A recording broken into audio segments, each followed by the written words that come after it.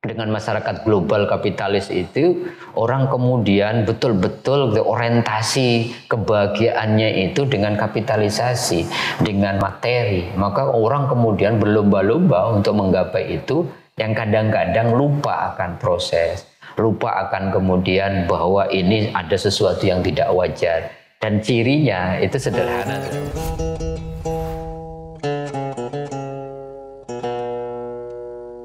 Assalamualaikum warahmatullahi wabarakatuh.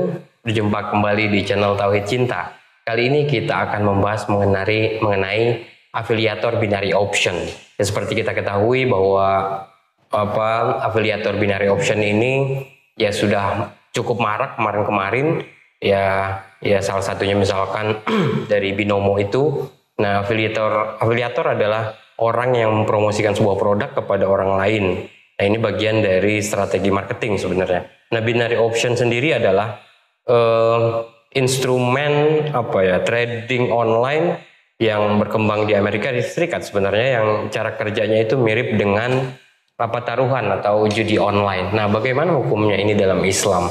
Nah, kita sudah bersama Ustadz Mukhlisin Aziz. Beliau adalah pembina dari Tauhid Cinta Channel dan juga dosen di Institut Ilmu Al-Quran. Assalamualaikum Ustaz. Assalamualaikum warahmatullahi wabarakatuh. Nah, bagaimana Ustaz melihat ini afiliator ini yang kemarin kan udah ditangkap juga itu, siapa Doni dan juga siapa namanya Indra Kents gitu. Ya, kalau di dalam muamalah ya, terutama dalam perdagangan, itu ada satu kaidah ya, bahwa tidak ada ruang di antara dua belah pihak yang melakukan transaksi itu dirugikan.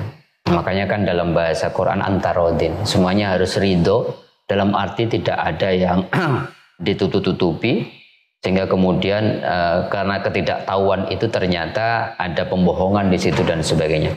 Nah, kasus yang marak afiliator ini kan ternyata luar biasa ya, bahwa mereka mempromosikan satu produk, dan produk itu kemudian mereka diajak waktu tertentu, misalkan satu hari itu jam berapa sampai berapa diajak trading bareng. Dan ternyata tanpa diketahui oleh para orang-orang yang ikut ini, bahwa kalau yang ikut itu kalah, ternyata afiliator mendapatkan bagian 70-80% dana.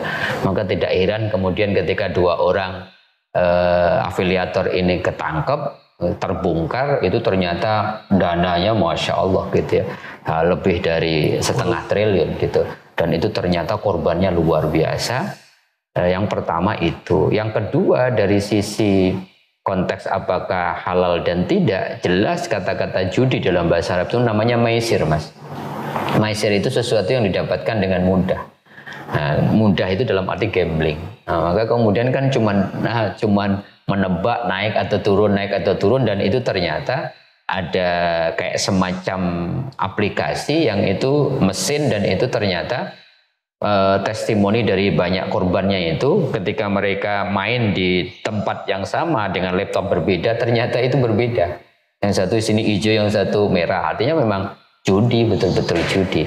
Tapi kan kemudian mereka memanfaatkan betul ya, di saat kemudian COVID semuanya nggak bisa kemana-mana gitu ya, dana, kemudian banyak orang bingung mau ditaruh di mana, tiba-tiba ada orang yang menawarkan satu opsi trading yang binari itu, dan kemudian wah, afiliatornya semuanya menjadi murah banget gitu ya, tiba-tiba dipamerkan kekayaan demi kekayaan kalau ikut trading ini, kemudian wah, tiba-tiba menjadi instan kaya raya gitu, gabut nggak bisa tidur aja buka aplikasi beli Tesla 1,5 miliar dan selalu ngomong murah banget gitu. Terus kemudian bagi-bagi duit di lampu merah gitu dengan dengan motor gedenya, kemudian tidak mau disebut namanya, kemudian ada orang secara langsung disumbang 1 miliar dan sebagainya. Mestinya umat tahu gitu ya, mestinya masyarakat tahu bahwa nggak mungkin ya sesuatu itu kita dapatkan secara instan, karena sesuatu yang instan itu disebut maisir. Sesuatu yang mudah, sesuatu yang gampang, itu pasti ada sesuatu yang keliru. Tapi kan ini kasus gini itu kan berulang-ulang, Mas. Kasus investasi bodong, kasus skema ponzi, kasus multilevel dan sebagainya. Bahkan di dalam tradisi agama itu kan sempet kan yang umroh itu Mudah itu pasti kalau sesuatu, saya selalu mengatakan begini, kalau sesuatu tidak wajar itu pasti ada something. Tapi orang kan menjustifikasi kasus umroh itu kan dengan agama. Bahwa dengan bayar segini Anda berangkat, ternyata itu tutup lubang gali lubang, dan ketika satu berhenti itu semuanya menjadi rusak. Lah disitulah kemudian Islam memberikan garis demarkasi yang jelas, sesuatu yang di dalamnya ada unsur-unsur ditutupi, kemudian yang satu pihak kemudian ada ruang-ruang dirugikan, itu jatuhnya ke haram. Padahal kan sudah diingatkan lama ya sama Bang Haji Roma Irama. Ya, sesuatu yang mudah-mudah gitu ya. Sesuatu yang mudah-mudah itu kenapa dilarang, sesuatu yang ini itu pasti ada. Karena apa? Karena agama itu tuntunan, Mas. Agama itu, din itu aturan, dan aturan itu untuk manusia, agar hal-hal yang kayak gini, belum selesai Binari, belum selesai Indra Kent, belum selesai Doni Salmanan, Koperasi Indosuria lebih tinggi lagi korbannya, 6.000 orang kira-kira 15 T. Dengan dalih itu tadi, sesuatu yang dibatas di luar batas kewajaran. Di mana-mana Covid begini, deposito cuma 2%, maksimal 3%, dia bisa ngasih 8-10%. Ya orang berlomba-lomba, tapi kemudian nalarnya nggak jalan. Nah, semuanya budaya instan ini budaya kapitalis. Jadi dengan masyarakat global kapitalis itu, orang kemudian betul-betul orientasi kebahagiaannya itu dengan kapitalisasi, dengan materi. Maka orang kemudian berlomba-lomba untuk menggapai itu, yang kadang-kadang lupa akan proses, lupa akan kemudian bahwa ini ada sesuatu yang tidak wajar. Dan cirinya itu sederhana, sebenarnya sudah diingatkan oleh para tokoh. Kalau orang kemudian melakukan proses mendapatkan sesuatu tidak wajar, itu biasanya berlebihan pamernya, dan itu terbukti gitu ya. Semuanya di saat orang susah tiba-tiba 1,5 murah banget gitu ya. Kemudian beliin pasangannya kemudian langsung 2 mobil 19 miliar. Ternyata memang mendapatkannya juga mudah. Dan kemudian bergembira di atas tangisan orang-orang yang ikut, dan mereka tidak sadar bahwa itu sebuah kebohongan. Tapi ini juga peran dari media sosial ya sebenarnya. Ya. Bahwa orang gampang pamer kemewahan, pamer kekayaan, dan apa ya sebagai tadi strategi marketing juga gitu. Bahwa di balik pamer kemewahan, pamer kekayaan itu ternyata ada penipuan gitu. Makanya kan akhirnya kan orang hanya mengatakan simbolnya satu, ayolah, media sosial tidak bisa kita tolak, cuman diminta bijak menggunakan media sosial dalam bentuk, di dalam tujuan apapun. Bijak gitu. Bijak itu artinya apa? Ya bacalah media sosial dengan bijak, nulislah di media sosial dengan bijak, sikapi tawaran-tawaran media sosial dengan bijak. Bayangkan kita ini data kita tiba-tiba kita dimasukkan grup Telegram, kita nggak tahu dari mana. Kemudian luar biasa dikemas di media sosial itu kan. Kemudian tergantung ya, dari rumah media sosial itu digunakan untuk apa. Tawaran-tawaran itu menggiurkan, dan masyarakat modern itu menganggap bahwa eksistensi mereka itu dengan itu semua. Makanya gampang gitu, bahwa saya dihargai kalau punya sesuatu, kalau saya dihargai punya merek tertentu. Sehingga tawaran-tawaran jangankan itu ya, arisan tas tertentu, arisan mobil tertentu, karena dengan itu mereka anggap eksis. Padahal lupa, ada juga arisan berondong.